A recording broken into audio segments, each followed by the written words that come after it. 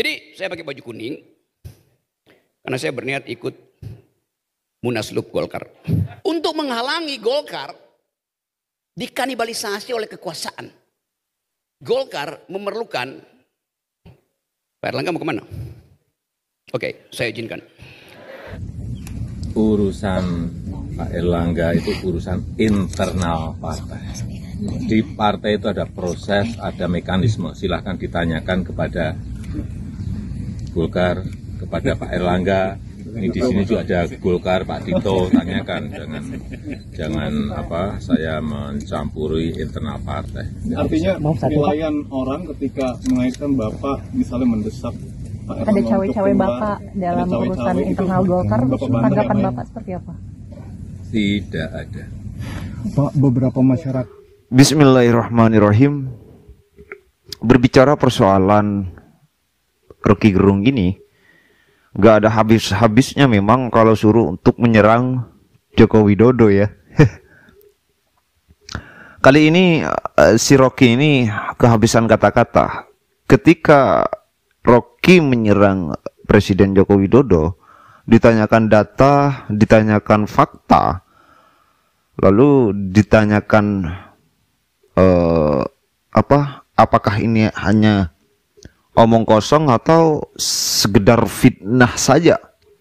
Si Rocky ini nggak bisa jawab di salah satu acara ya. Bagaimana videonya? Mari kita simak bersama-sama. Tapi sebetulnya dia lebih pahit. Golkar juga begitu akhirnya kan. Mau menyembunyikan sesuatu padahal sebetulnya wajah mereka itu wajah white coffee itu. Bitterness, teriris, nggak bisa ngapa-ngapain. Bayangan partai gede itu nggak bisa ngapa-ngapain datang dengan konferensi pers yang orang udah tahu dari awal pasti begitu.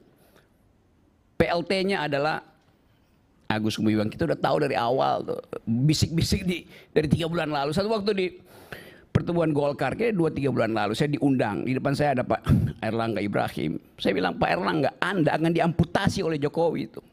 Dia keluar. Gak mau dengar suara saya. Jadi kan, gue gak pernah salah bikin analisis gitu. Erlangga Ibrahim atau Erlangga Hartarto? Erlangga Hartarto di depan saya. Okay. Mungkin dia tersinggung, saya bilang Anda akan diamputasi oleh Presiden Jokowi. Dia langsung berdiri. Saya masih tegur, Pak Erlangga mau kemana? Kan Anda undang saya bicara, kenapa Anda mau tinggal tuh? Saya minta izin ya, silakan itu. Jadi hal semacam ini bisa diduga dengan kalau otak kita jalannya benar, kita bisa tahu tuh. Ujung dari Erlangga ada di mana itu. Apalagi dengan peristiwa Jakarta hari-hari ini kan. Jadi sebetulnya sesuatu yang dengan gampang kita duga itu tinggal tunggu waktu aja. Kenapa? Karena Jokowi nggak mau Erlangga buka seluruh kejahatan Jokowi ketika Jokowi lengser. Erlangga tahu semuanya tuh. Simple poinnya. Kenapa Erlangga? Kan kalau bisa yang lain juga. Dan kenapa mesti Erlangga? Yang lain siapa? Ya kalau Anda katakan ketua umum berarti ketua umum yang lain harus tahu dong. Iya. Itu kan logika. Enggak. Saya cuma bilang Erlangga tahu. Kalau ketua umum lain tahu, pasti ketua umum juga diganti oleh Jokowi. Pertanyaan saya kenapa kemudian Anda menduga Erlangga tahu? Bukan Saya nggak menduga. lain. Saya menganalisis dan Erlangga memang adalah Menko Perekonomian. Dia tahu lalu lintas uang, dia tahu bagaimana ya segala macam hal, bahkan yang dia dikenakan besok mau ditangkap soal izin ekspor segala macam. Saya harus challenge aja. Enggak. Kalau seperti itu Bu Sri Mulyani juga dalam ancaman dong. Kalau logikanya seperti itu. Dari awal dia disuruh ancaman. Nyatanya tidak pernah diperiksa, tidak pernah tegak hukum. Artinya, ya apa artinya kalau dia nggak pernah diperiksa? Artinya analisa Anda salah. Artinya Sri Mulyani tidak berbahaya bagi Jokowi. Dia nggak punya partai, apa bahayanya Ibu Sri Mulyani? Golkar punya partai. Itu soalnya yang mau tanpa punya partai pun bisa bersuara. Bagaimana caranya Sri Mulyani mengamankan Jokowi kalau Jokowi ada dalam persoalan hukum di DPR? Erlangga punya faksi di DPR, PDIP punya tuh. Kan masalahnya mesti ada perlindungan politiknya. Sri Mulyani nggak mungkin bikin perlindungan politik pada Jokowi. Itu logikanya begitu. Mau saya teruskan apalagi Aiman? Oke. Ini saya sebenarnya lagi bosan komentar politik nih karena gue lagi urusan panjat tebing, tapi oke lah. Ya.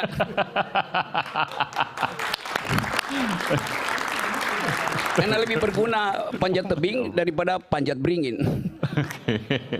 Nah itu, jadi, Tapi ini kan asumsi Anda, ya bebas-bebas saja. Kalau ditanya bukti kan Anda belum tentu punya bukti. Bung ngapain Rocky. kasih bukti pada hal yang transparan dari awal kita tahu. Kan you lihat logics dari kekuasaan. Logika kekuasaan nggak perlu ada bukti materialnya. Logika kekuasaan dari Jokowi dari awal itu aja konstan. Jadi dengan mudah kita tebak logikanya kan. Apa susahnya menebak logika politik Pak Jokowi itu gampang banget. Apa bedanya logika Anda dengan logika utak-atik Gatuk? Saya nggak pernah utak-atik. Di dalam keputusan pengambilan kebijakan memang pasti banyak hal-hal yang dirugikan pertama, terus yang kedua adalah banyak sekali orang yang memang berpandangan negatif. Ada juga yang berpandangan negatif, termasuk mundurnya Airlangga Hartarto dari Ketua Umum Partai Golkar ini. Ada yang mengatakan bahwa pasti ini ada olah Presiden Joko Widodo gitu. Padahal sudah jelas Presiden Joko Widodo menolak itu dan tidak tahu tentang persoalan-persoalan yang ada di Partai Golkar tersebut. Jokowi mengatakan, tanyakan sendiri kepada internal Golkar. Jelas. Jokowi mengatakan itu di depan media. Di dalam kesempatan ini juga, si Rocky Gerung ini mengatakan bahwa Joko Widodo masih cawe-cawe dalam persoalan mundurnya Airlangga Hartarto ini ya. Kenapa? Katanya si Rocky ini, Pak Airlangga Hartarto memegang kunci rahasia besar yang dipegang oleh Pak Airlangga. Kalau Pak Airlangga ini tidak dicabut atau tidak disingkirkan, ini bisa mengancam posisinya Pak Jokowi. Cuma yang saya herankan,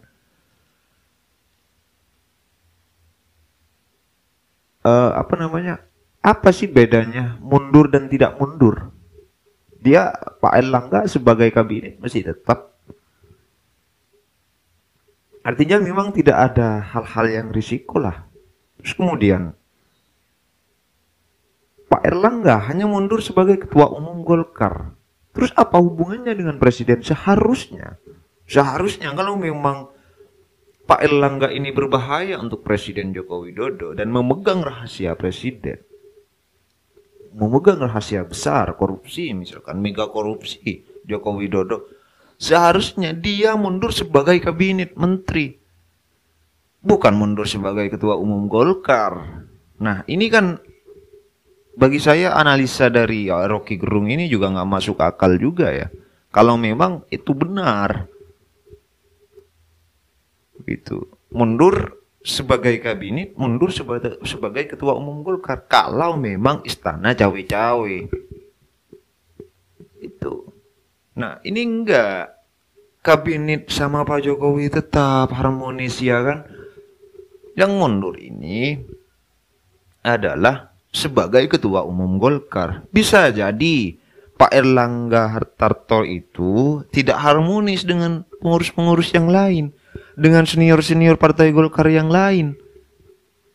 Kita ketahui loh, Partai Golkar ini adalah partai tua di Indonesia.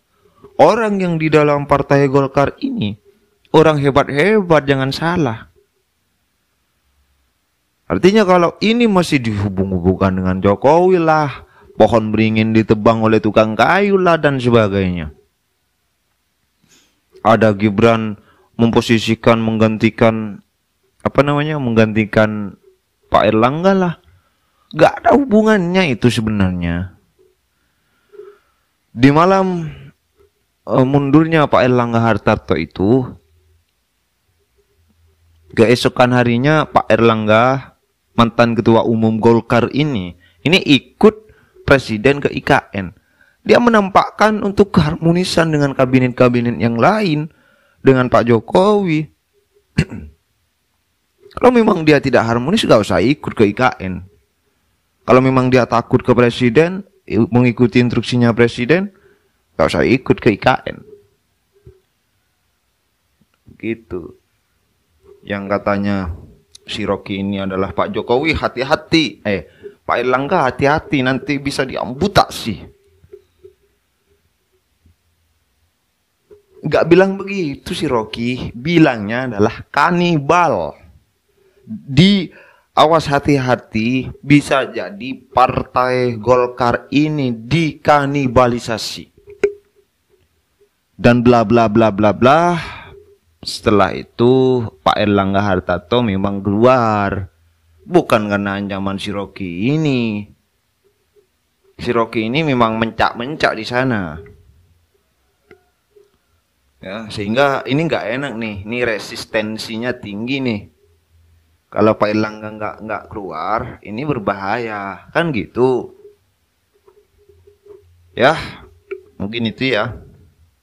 Jangan lupa untuk di-subscribe, like, dan tulis komentar kalian. Mari kita gunakan logika berpikir kita masing-masing. Terima kasih. Assalamualaikum warahmatullahi wabarakatuh.